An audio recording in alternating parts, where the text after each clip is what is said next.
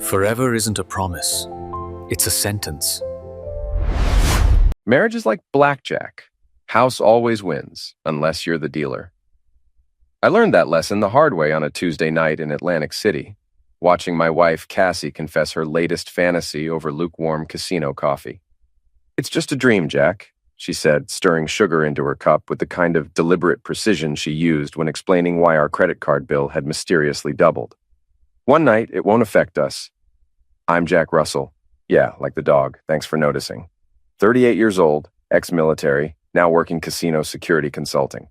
I've seen every con, every angle, every way people lie to themselves and others. But sitting across from my wife of 12 years, I realized I'd been blind to the biggest scam of all. Let me get this straight," I said, keeping my voice level. "You want to sleep with Tommy Costa, the 25-year-old gym trainer who can't spell commitment, but somehow knows every position in the Kama Sutra." Cassie's perfectly manicured fingers drummed against the table. She'd spent 2 hours getting ready for this conversation, hair blown out, makeup flawless, wearing the black dress I'd bought her for our anniversary, the one she claimed made her feel powerful. "It's not about Tommy specifically," she lied smoothly. "It's about fulfilling a fantasy before I'm too old. You understand fantasies, don't you, Jack?" Oh, I understood fantasies. I understood that my wife had been planning this conversation for weeks, maybe months. I understood that she'd chosen a public place because she knew I wouldn't make a scene. I understood that she'd already made up her mind. And, "If I say no?" I asked. Her smile faltered for just a second. "Then I guess we'll find out how much our marriage really means to you." The casino noise faded into background static. Slot machines chiming, dealers calling cards, the constant hum of air conditioning and broken dreams. I'd spent 3 years working these floors, watching people bet everything on the turn of a card, the roll of dice, the spin of a wheel. Now my wife was asking me to gamble with something that couldn't be replaced. "When?" I asked. "This weekend. The beach house rental I booked. I told you it was for us to reconnect." She reached across the table, her fingers brushing mine. "One night, Jack, that's all. Then we can move forward." I pulled my hand away. Move forward to what? To being honest with each other, to not having secrets. The irony was thick enough to choke on. Cassie had been keeping secrets for months. Late nights at the gym, mysterious text messages, new lingerie that never made appearances in our bedroom. She'd been building toward this moment like a prosecutor presenting evidence. And I'd been too stupid or too trusting to see it coming. "I need to think about it," I said. "Of course." She stood up, smoothing her dress. "But Jack, don't take too long. Some opportunities don't wait." I watched her walk away, heels clicking against the casino floor with military precision. 3 men turned to stare as she passed, and she knew it. Cassie had always known the effect she had on people. Real estate had been perfect for her, selling dreams to people who couldn't afford them, making them believe they needed something they'd never wanted until she walked into their lives. My phone buzzed. Text from Joey Marconi, my old Army buddy who now ran a private investigation business out of a strip mall office between a nail salon and a Chinese restaurant. "Drinks tonight? Sarah's working late and I'm bored." I typed back, "Rain check. Family stuff." "Everything okay?" I stared at the screen for a long moment, then deleted my response 3 times before settling on, "Define okay." The beach house was 2 hours south of Atlantic City, a weathered gray cottage that Cassie had found on some rental website. Romantic getaway, she'd called it. Just the 2 of us. No distractions. She'd even arranged for her mother to watch Sophie, our 11-year-old daughter who was too smart for her own good and had been asking uncomfortable questions about why Mommy and Daddy seemed angry all the time. I drove home through streets I'd known my entire life, past the high school where Cassie and I had met, past the church where we'd gotten married, past the hospital where Sophie had been born. 17 years of history, and my wife was ready to throw it away for one night with a guy who probably couldn't find Atlantic City on a map without GPS. Our house sat in a development that had been built during the housing boom, when everyone believed property values only went up and mortgages were just numbers on paper. We'd bought it when I got out of the Army, when Cassie was pregnant, and we both believed in forever. Now the neighborhood felt like a museum of abandoned dreams. Half the houses had foreclosure signs, and the rest were occupied by people like us, hanging on by their fingernails and pretending everything was fine. Sophie was in the living room, homework spread across the coffee table, her dark hair falling into her eyes as she concentrated on math problems. She looked up when I walked in, and I saw myself in her expression, cautious, analytical, always calculating the odds. "Mom's upstairs packing," she said. "She seems excited about your trip." "Yeah, she's looking forward to it." Sophie studied my face with the intensity she usually reserved for particularly difficult algebra equations. "Are you looking forward to it?" Kids see everything adults try to hide. It's their superpower, and our curse. "Sure, kiddo. It'll be nice to get away." She nodded, but I could tell she wasn't buying it. Sophie had inherited my BS detector along with my brown eyes and stubborn streak. She'd also inherited Cassie's ability to read people, which made her a dangerous combination of skeptical and intuitive. "Dad?" she said as I headed for the stairs. "Yeah?" "Whatever happens, you know I'm on your team, right?" The words hit me like a punch to the solar plexus. I wanted to tell her that there weren't any teams, that families didn't work that way, that everything was going to be fine. But I'd never lied to Sophie, and I wasn't going to start now. "I know, sweetheart, but let's hope we don't need teams." Upstairs, I found Cassie folding clothes into an overnight bag with the same careful attention she gave everything else. She'd packed the red bikini I'd never seen her wear, along with sundresses that still had tags attached, and enough makeup to stock a department store counter. "I thought you might want to pack," she said, without looking up. "Already did." I gestured toward my duffel bag in the corner, military surplus, functional, containing exactly what I needed and nothing more. She glanced at it and frowned. "You're not bringing anything nice. Define nice." "Something for dinner. I made reservations at that seafood place on the pier. The one where Tommy works out on the beach every morning?" Her hands stilled on the silk blouse she was folding. "I wouldn't know his schedule, Jack." Another lie, delivered with the same confidence she used when assuring clients that the house they were buying wasn't in a flood zone. I'd learned to recognize the tell, the way her left eye twitched, almost imperceptibly when she was bending the truth. "Of course not," I said. Silly me. The beach house looked exactly like its online photos, which should have been my first warning. In my experience, things that appear too good to be true usually are. 2 bedrooms, ocean view, deck with hot tub, and enough romantic ambiance to make a greeting card writer weep. Cassie unpacked with the efficiency of someone executing a carefully planned operation. She hung her dresses in the closet, arranged her cosmetics on the bathroom counter, and placed scented candles around the bedroom like she was preparing for a seduction scene in a movie. "This is perfect," she said, standing on the deck as salt air whipped her hair around her face. "Just what we needed." I leaned against the railing, watching surfers catch waves in the distance. "When's your appointment with Destiny?" "What?" "Tommy, when are you meeting him?" She turned to face me, and for a moment her mask slipped. I saw something I'd never seen before. Pity. She felt sorry for me. "Tomorrow night," she said quietly. "After dinner? Here? The Driftwood Motel, room 237. The honesty was almost worse than the lies. She'd moved past caring what I thought, past worrying about my feelings. I was just an obstacle to be managed, a problem to be solved. "I see you've thought this through." "I have." She stepped closer, her hand touching my arm. "Jack, I know this is hard, but sometimes we have to break things before we can fix them. And you think sleeping with a guy young enough to be your kid brother is going to fix us? I think being honest about what we want is going to fix us." I looked at her, really looked at her, and realized I was staring at a stranger. The woman I'd married had been ambitious but not ruthless, confident but not cruel. This version of Cassie was something new, something that had been growing in the shadows of our marriage while I wasn't paying attention. "What if I said I wanted the same thing?" I asked. "What if I told you I had fantasies about other women?" Her grip on my arm tightened. Would it matter?" She was quiet for a long moment, staring out at the ocean. When she finally spoke, her voice was barely audible over the sound of waves. "This isn't about fairness, Jack. It's about need." That night, we ate dinner at the seafood restaurant like actors playing roles in a play neither of us wanted to be in. Cassie ordered wine and made conversation about the weather, the food, the other couples around us. I nodded and responded at appropriate intervals while mentally cataloging every detail of what might be our last meal together as a married couple. The The waiter was young, probably college-aged, with the kind of eager-to-please attitude that reminded me of myself 20 years ago. He flirted mildly with Cassie, nothing inappropriate, just the natural response of a hetero male to an attractive woman who was paying attention to him. "Your wife's very beautiful," he said when Cassie excused herself to the restroom. "Yes, she is. You're a lucky man."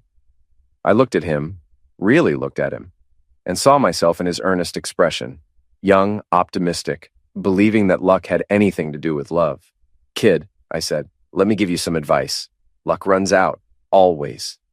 When Cassie returned, she was glowing with the kind of excitement I hadn't seen since Sophie's first steps. She was anticipating tomorrow night, imagining her fantasy becoming reality. I was anticipating the end of everything I'd thought I wanted. "I have something for you," she said, sliding a small wrapped box across the table. Inside was a watch. Expensive, elegant, engraved with our wedding date and the words, "Forever yours." "I wanted you to have something to remember this weekend," she said. The irony was perfect. A gift to commemorate the night she planned to betray our marriage, engraved with a promise she was about to break. I strapped it onto my wrist and felt the weight of it like a shackle.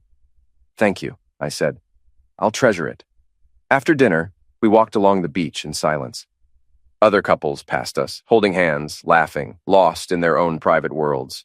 I wondered how many of them were happy, how many were just pretending, how many were one conversation away from implosion. "I'm going to bed early," Cassie said when we reached the house. "Tomorrow's going to be a big day." I stayed on the deck, drinking beer and listening to the ocean. At some point, I called Joey. "Jack, it's almost midnight. What's wrong?" "Hypothetically," I said, "if someone you trusted betrayed you, what would you do?" "Hypothetically, I'd make sure they regretted it. And if that someone was your wife?" Joey was quiet for a long moment. "Jesus, Jack, what's going on?" I told him everything. The confession, the plan, the motel room reservation. Joey listened without interrupting, occasionally making sounds that suggested he was taking notes. "You want my professional opinion?" he said when I finished. "Shoot. Document everything, get proof, and whatever you do, don't let her know you're onto her." "I'm not onto her. She told me straight up what she's planning." "That's even better. She's handed you the smoking tool. Now you just have to decide what to do with it." After I hung up, I sat in the darkness thinking about choices and consequences, about the difference between what people say they want and what they actually need. Cassie thought she needed one night of passion with a younger man. What she was about to get was something else entirely. I went inside and found her asleep in our bed, her face peaceful in the moonlight streaming through the windows. She looked younger when she slept, more like the woman I'd fallen in love with. But appearances can be deceiving, and I'd learned not to trust what I saw on the surface. In the morning, she was up early, humming while she made coffee. She'd already showered and dressed in workout clothes that looked like they'd been designed by someone who'd never actually exercised. "I thought I'd go for a run on the beach," she said. "Want to join me?" "I'll pass. Not much of a runner these days." She kissed my cheek, her lips lingering for just a moment. "I'll be back in an hour." I watched from the deck as she jogged toward the section of beach where the local gym crowd gathered for outdoor workouts. Sure enough, Tommy Costa was there, leading a group of tourists through what looked like military-style calisthenics. He was everything I wasn't. Young, muscular, tanned, and completely unaware that he was about to become a pawn in someone else's game. Cassie approached the group casually, as if she just happened to be running by.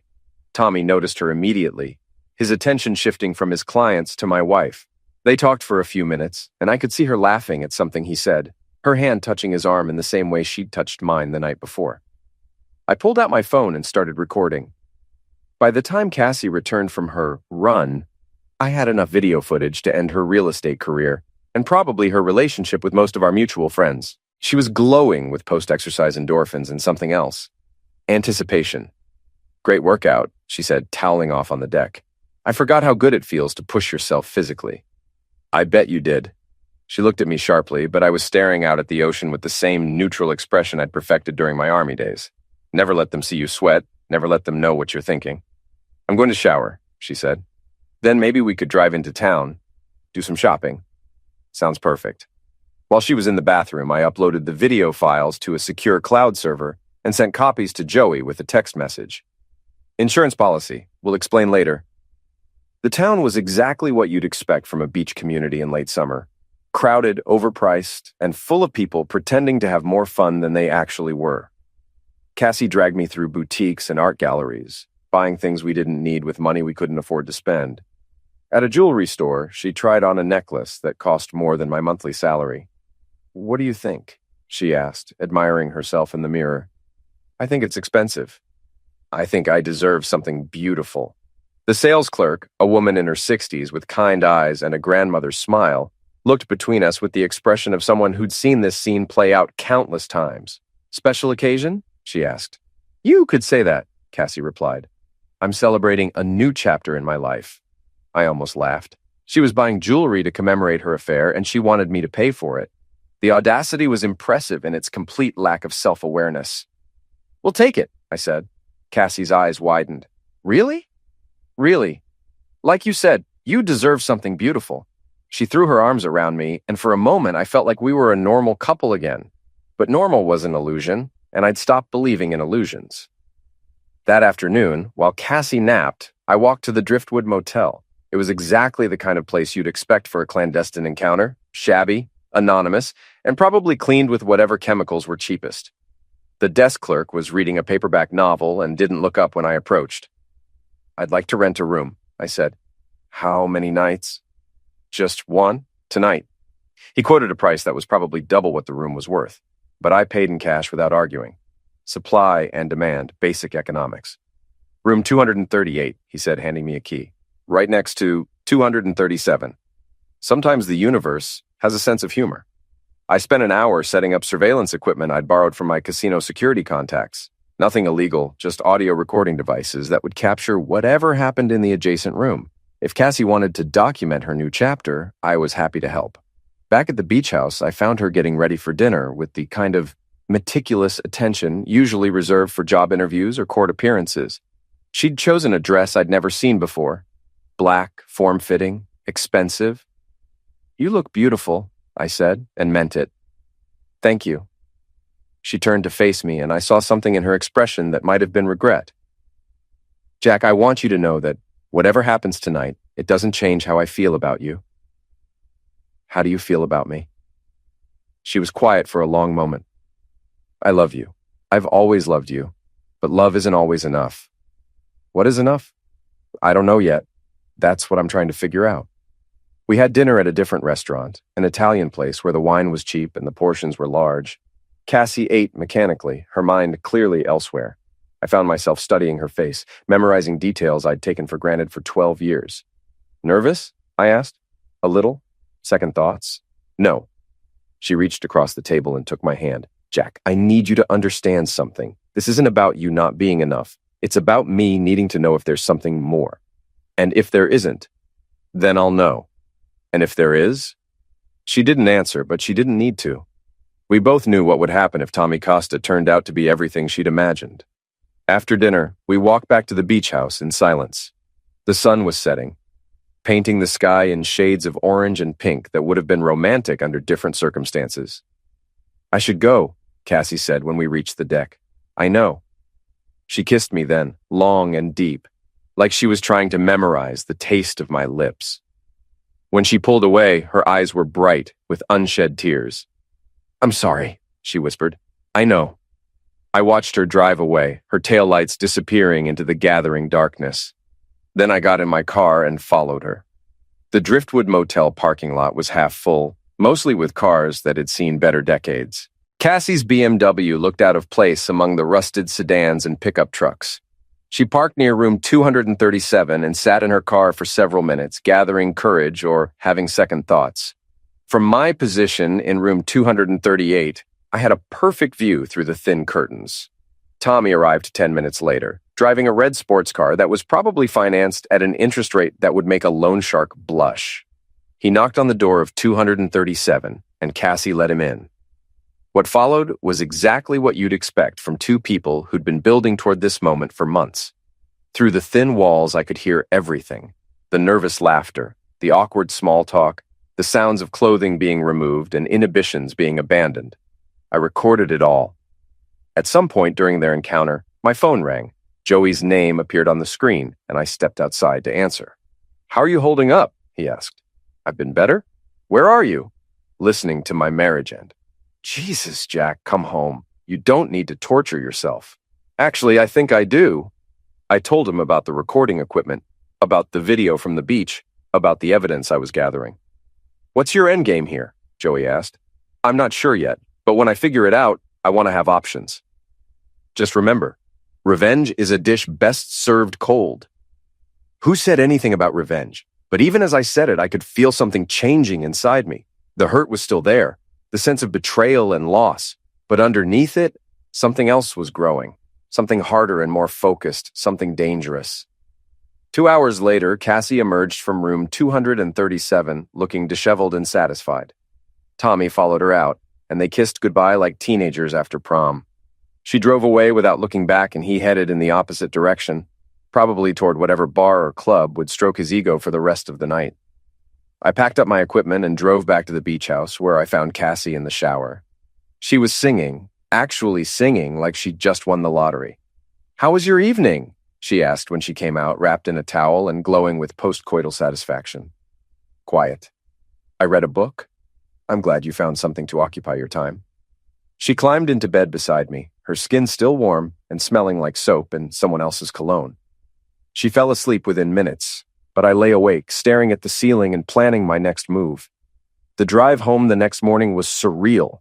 Cassie chattered about the weather, the traffic, her plans for the upcoming week. She seemed lighter somehow, like she'd shed some invisible burden. Meanwhile, I sat behind the wheel with a phone full of evidence and a head full of possibilities. "I'm glad we did this," she said, as we pulled into our driveway. "Are you?" "Yes, I feel like we can move forward now." "Move forward to what?" She looked at me with genuine confusion. "To being honest with each other, to not having secrets." I almost laughed. She thought one night of adultery had cleared the air between us, like confessing a sin to a priest. She had no idea that her honesty had just handed me the tools to destroy her. "No more secrets," I agreed. Sophie ran out to greet us, full of stories about her weekend with Grandma. She hugged Cassie first, then me, and I could see her studying our faces with that analytical intensity she'd inherited from both of us. "How was your trip?" she asked. "Educational," I said. Cassie shot me a warning look, but Sophie was already moving on to other topics. Kids have short attention spans for adult drama, which is probably a survival mechanism. That night, after Sophie was in bed, Cassie and I sat in our living room like strangers waiting for a bus. She was reading a magazine and I was pretending to watch television, but we were both thinking about what came next. "So," she said finally, "what now?" "Now we see what happens." I meant what I said, Jack. About moving forward. "I know what you meant." She closed her magazine and looked at me directly. "Are you angry?" "Should I be?" "I don't know. I hope not." I turned off the television and faced her. "Cassie, can I ask you something?" "Of course." "Was it worth it?" She was quiet for a long moment, considering the question with the same careful attention she gave everything else. "Yes," she said finally. "It was." That was the moment I decided to destroy her. Monday morning arrived with the kind of crisp autumn air that makes you believe in new beginnings. Cassie left for work humming the same tune she'd been singing in the shower, and Sophie caught the school bus with her usual combination of excitement and dread about whatever social drama awaited her. I called in sick to the casino and spent the morning in my home office, reviewing the evidence I'd collected and planning my next moves. The videos were clear, the audio recordings were damning, and I had enough documentation to end Cassie's career and social life with a few strategic phone calls. But I wanted more than just destruction. I wanted education. Joey arrived at noon with coffee and the kind of grim expression he'd worn during our deployment in Middle East, when the mission briefing included the phrase, "high probability of casualties." "You look like heck," he said, settling into the chair across from my desk. "I feel worse than I look. Show me what you've got." I played the recordings, showed him the videos, walked him through the timeline of Cassie's deception. Joey listened without comment, occasionally taking notes in the small notebook he carried everywhere. "This is comprehensive," he said when I finished. "Probably enough to get you a favorable divorce settlement.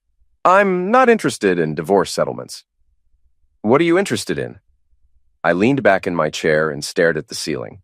Remember in Middle East when we'd capture enemy intelligence? We didn't just use it once and throw it away. We analyzed it, cross-referenced it, used it to build bigger operations. Jack, your wife isn't the enemy. Isn't she? Joey closed his notebook and looked at me with the kind of concern usually reserved for people standing on ledges. What are you thinking? I'm thinking Cassie isn't the only one who deserves consequences. I've been doing research on Tommy Costa, and what I'd found was illuminating. He wasn't just a gym trainer, he was a professional seducer, a guy who made his living convincing lonely women that they deserved better than whatever they had. Cassie was just his latest mark, and she was too blinded by her own needs to see it.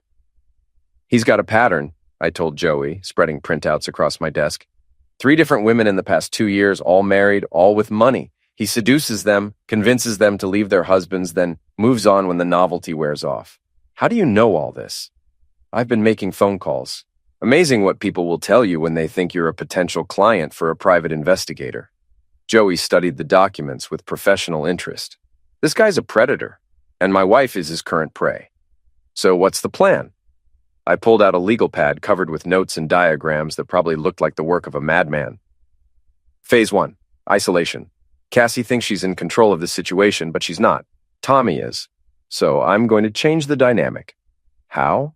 By giving him a better offer. Over the next 3 days, I put my plan into motion. Using a fake name and a prepaid phone, I contacted Tommy and arranged to meet him at a coffee shop in the next town over.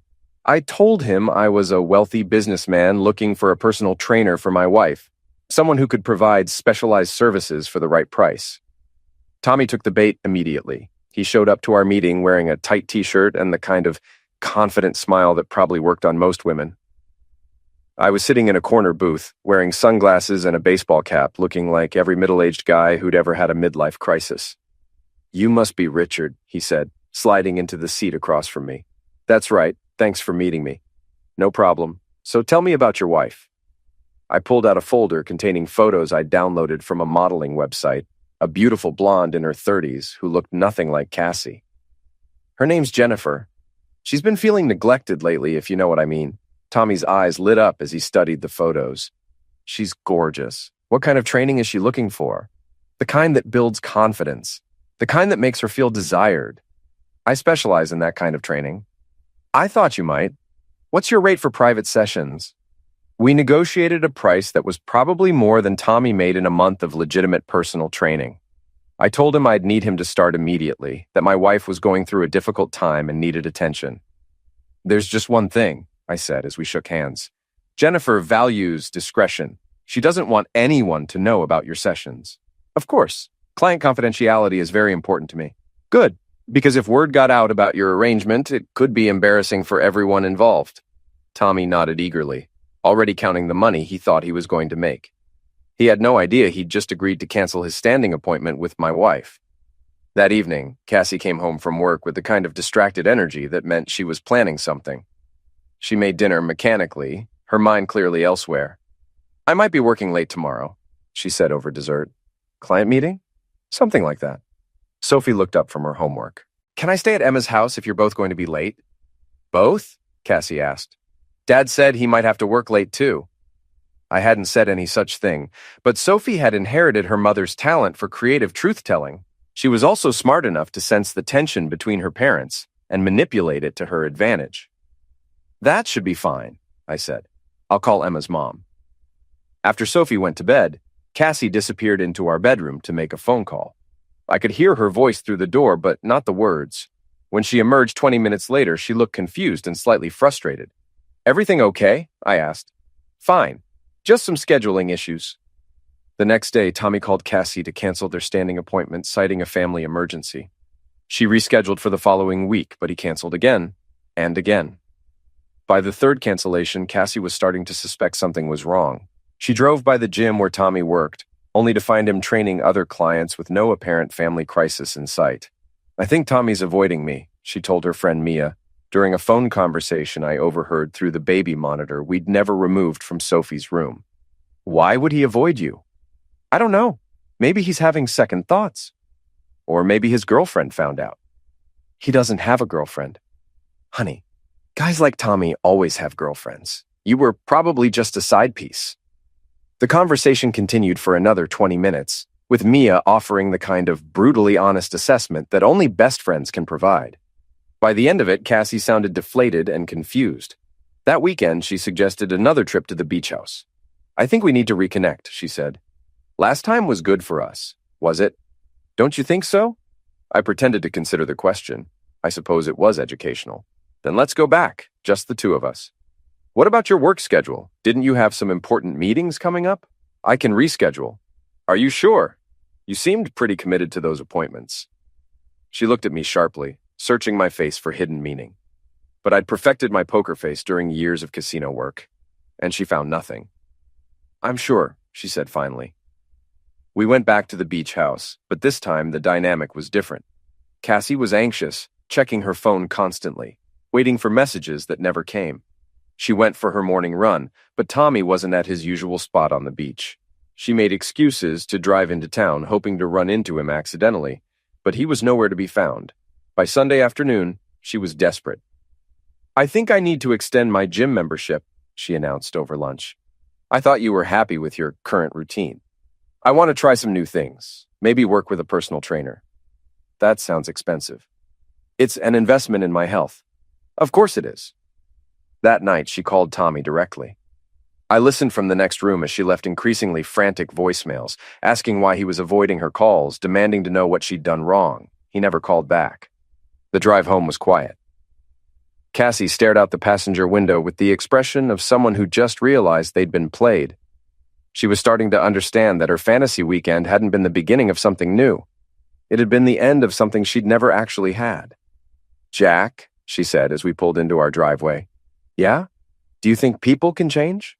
"I think people reveal who they really are when they think no one's watching." She was quiet for a moment. What if who they really are isn't who they want to be? Then they have a choice to make. And if they make the wrong choice, then they live with the consequences. That night, after Sophie was asleep, Cassie sat at her computer for hours, scrolling through social media, looking for any trace of Tommy Costa. What she found was a series of photos showing him with a young brunette, tagged with locations in Miami. He'd moved on to his next mark, leaving Cassie behind like a discarded lottery ticket. She closed the laptop and looked at me with eyes that were bright with unshed tears.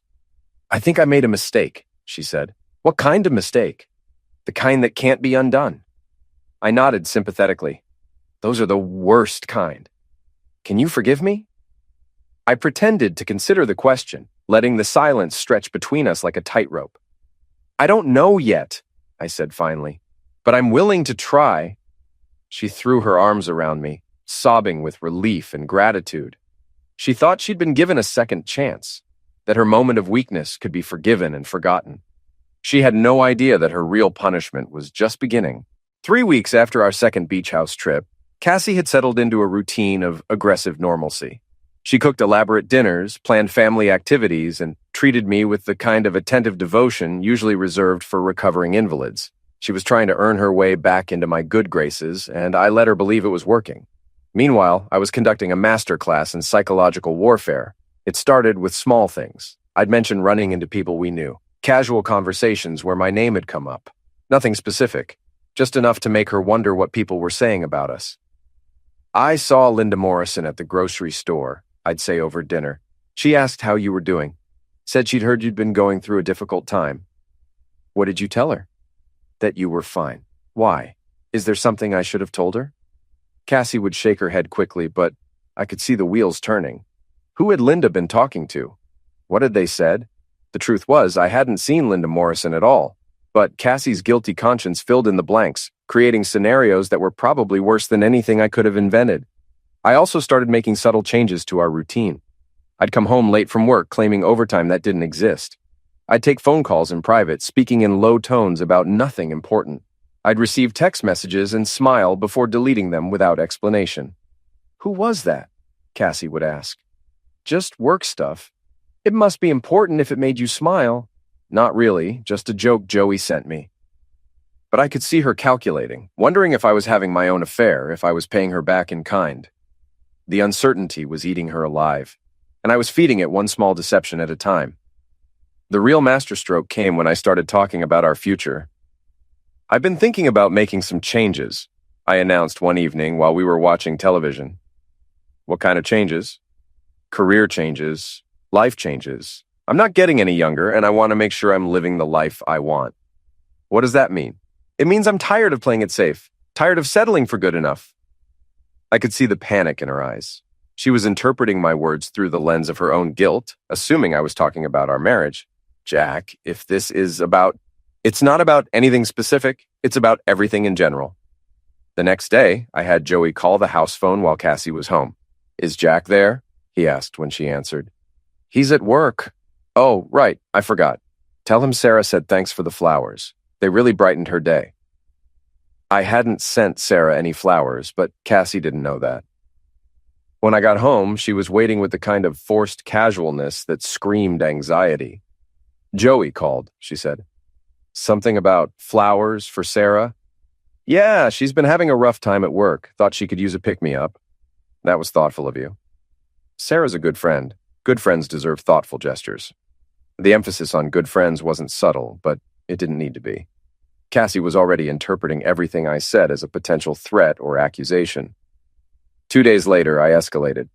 I came home with a new haircut, new clothes, and a gym membership card that I left conspicuously on the kitchen counter.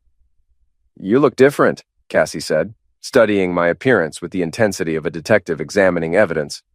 "I feel different." "Good different or bad different?" "Just different."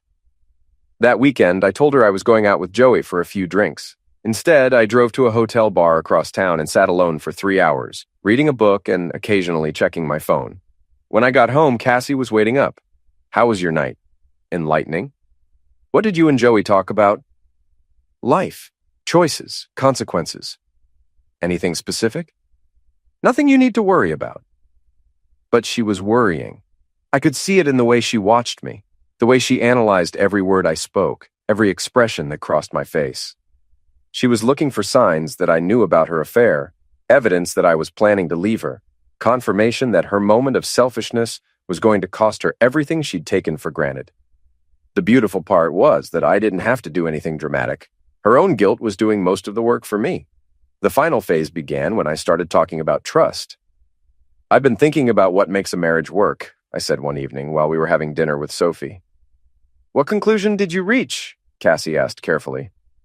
"Trust. Everything else is negotiable, but trust is fundamental." "I agree."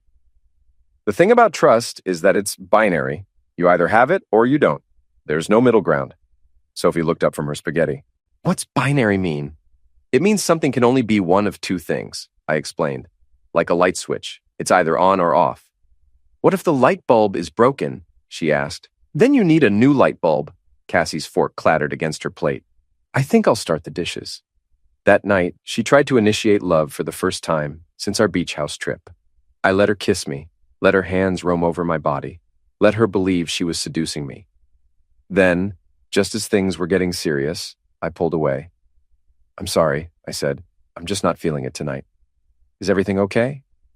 "Everything's fine. I'm just tired." But I wasn't tired. I was in complete control, and she was finally starting to understand that the balance of power in our relationship had shifted. The next morning, I found her crying in the kitchen. "What's wrong?" I asked, though I knew exactly what was wrong. "I feel like I'm losing you." "Why would you feel that way?" "You're different, distant, like you're somewhere else even when you're here." I poured myself coffee and leaned against the counter, studying her with the same analytical attention she'd once given her real estate clients. "Maybe I am somewhere else." "Where?"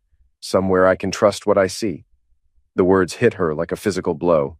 She knew I was talking about her betrayal, but she couldn't confront me directly without admitting what she'd done. She was trapped in a cage of her own making, and I was the one holding the key. "Jack, You what?" She opened her mouth to speak, then closed it again.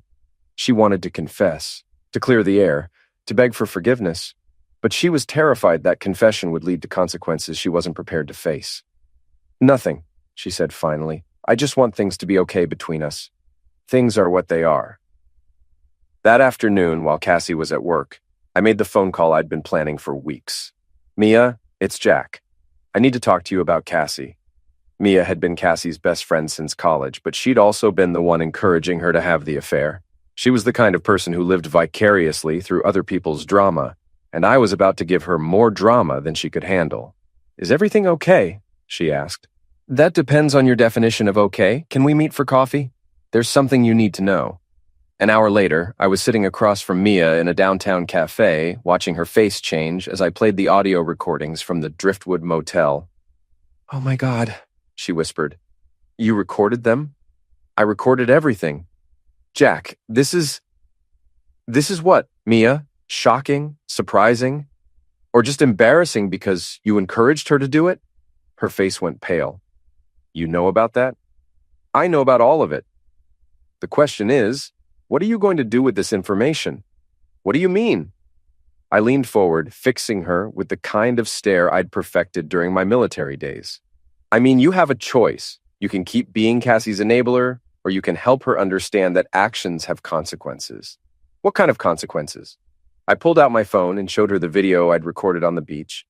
The footage of Cassie flirting with Tommy Costa while wearing her wedding ring. The kind that end careers, destroy reputations, and ruin marriages. Mia stared at the screen with the expression of someone watching a car accident in slow motion. You can't show this to people. Can I? It would destroy her. She destroyed herself. I'm just documenting the process. I put the phone away and sat back in my chair. Here's what's going to happen, Mia. You're going to go home and think about what kind of friend you want to be. The kind who helps people make better choices, or the kind who helps them make worse ones. And if I choose wrong, then you'll find out that loyalty is a two-way street, and Cassie hasn't been traveling in your direction.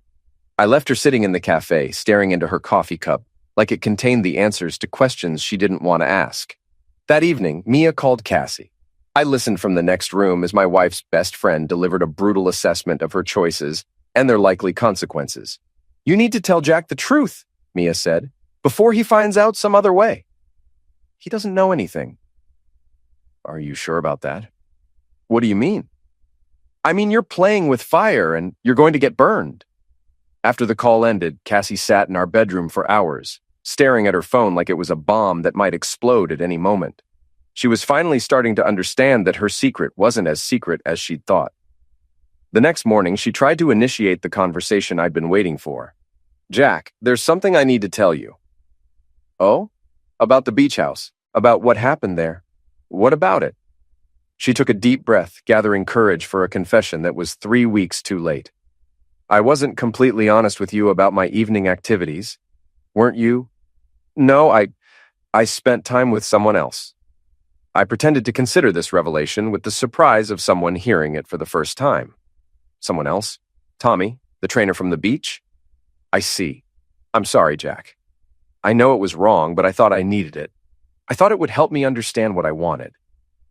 And what do you want? You. I want you. I want our family. I nodded slowly as if processing information that was completely new to me. Thank you for telling me, I said finally. That's it? That's all you're going to say? What would you like me to say? I don't know, something, anything. I looked at her with the same neutral expression I'd been wearing for weeks. Cassie, do you remember what I said about trust being binary? Yes. Do you understand what that means for us? She started crying then, the kind of desperate tears that come when someone finally realizes the magnitude of their mistake. Please don't leave me, she whispered. I'm not leaving you. You're not? No, I'm right here. I've been right here the whole time. But she could hear the subtext in my words. I wasn't leaving, but I wasn't staying either. I was existing in the same space, going through the motions, playing the role of a husband without actually being one. That night, she tried to seduce me again. This time I let her. I made love to my wife with the mechanical precision of someone performing a duty rather than expressing passion. When it was over, she lay beside me crying. It's not the same, she said. No, it's not. Will it ever be the same again? I don't know. Will it? She didn't answer because we both knew the truth. Some things, once broken, can't be repaired. They can only be replaced, and replacement requires starting over with someone new. Over the following weeks, I watched Cassie struggle with the reality of what she'd done. She'd gotten her fantasy, but the cost had been higher than she'd anticipated. She'd traded the security of a loving marriage for one night of passion with a man who discarded her like a used tissue. The final revelation came when Tommy Costa returned to town 6 weeks later. I saw him first, working out on the beach with a new group of tourists. I mentioned it casually to Cassie over dinner. Saw your friend Tommy today. Her head snapped up. Where? The beach. Looks like he's back in business. That weekend, she drove to the beach alone. I followed at a distance, watching as she approached Tommy during his morning workout session. The conversation lasted less than 5 minutes. I could see her gesturing animatedly while he looked around uncomfortably, clearly wanting to escape. When she walked back to her car, her shoulders were shaking with suppressed sobs. That night, she told me what had happened. He acted like he didn't know me, she said. Like I was just some crazy woman bothering him. Maybe that's how he sees you. How can you say that? Because it's probably true. You were a conquest, Cassie. A married woman who was willing to risk everything for one night with a younger man. That's not romance. That's desperation. The words were cruel, but they were also accurate. Cassie had been so focused on her own needs that she'd failed to see the bigger picture. I thought he cared about me. Did you care about me when you were with him? She didn't answer, but she didn't need to. We both knew that her moment of selfishness had cost her everything she'd claimed to value. 6 months later, we were living like polite strangers. We shared a house, co-parented our daughter, and maintained the appearance of a marriage. But the substance was gone, replaced by a hollow routine that satisfied neither of us. Cassie aged visibly during those months. The stress of living with the consequences of her choices carved lines around her eyes and mouth. She'd gotten what she'd asked for, honesty between us, no more secrets. But honesty without trust is just organized cruelty. Sophie, now 12 and even more perceptive than before, asked me one evening if her parents were going to get divorced. What makes you think that? I asked. You and Mom don't talk to each other anymore, not really. We talk. You exchange information. That's not the same thing. She was right, of course. Cassie and I had become business partners in the enterprise of raising our daughter, nothing more. Are you worried about divorce? I asked. Sophie considered the question with the seriousness she applied to everything important. I'm worried about you being unhappy, she said finally. What makes you think I'm unhappy? You smile, but your eyes don't. Kids see everything. That night, I made a decision. I called Joey and asked him to meet me for drinks. You look like heck, he said when he saw me. I feel worse than I look. Mission accomplished? Mission accomplished. So, why aren't you celebrating? I stared into my beer, trying to find words for feelings I hadn't expected. Revenge is supposed to feel better than this. Is it? Isn't it? Joey was quiet for a moment, studying my face with the expression of someone trying to solve a complex equation. Jack, can I ask you something? Shoot. What did you actually win? The question hit me like a punch to the solar plexus. I'd spent months destroying my wife's peace of mind, systematically dismantling her sense of security, proving that I was smarter and more ruthless than she'd imagined. But what had I actually won? I'd won the right to live with a woman who was terrified of me. I'd won the privilege of watching my daughter navigate the emotional minefield of her parents' failed marriage. I'd won the satisfaction of knowing that Cassie would never again take me for granted. But I'd lost the woman I'd married, the partnership we'd built, the possibility of forgiveness and renewal. I won, I said finally, but I'm not sure what the prize was. Maybe it's time to figure that out.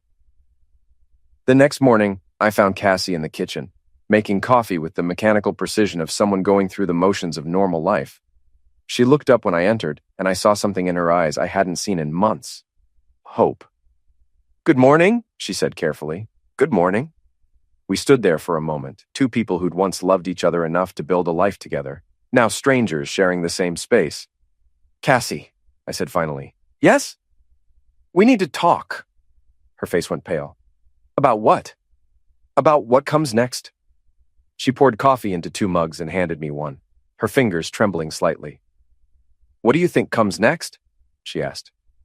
I looked at her, really looked at her, and saw not the woman who'd betrayed me, but the mother of my child, the person I'd shared 17 years of my life with, the human being I'd systematically tormented for 6 months.